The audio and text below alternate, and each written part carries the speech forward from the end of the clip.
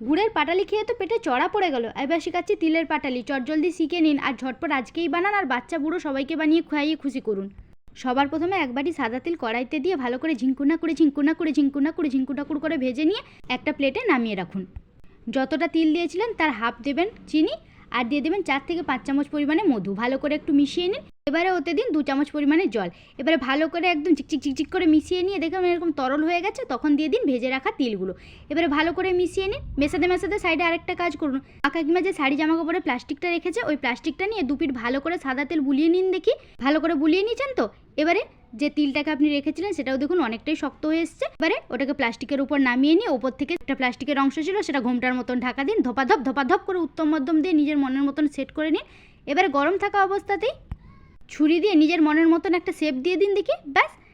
এবারে ঠান্ডা হলে কটকাট করে ভেঙে পরিবেশন করুন। বানিয়ে খান আর সাবস্ক্রাইব করে যান।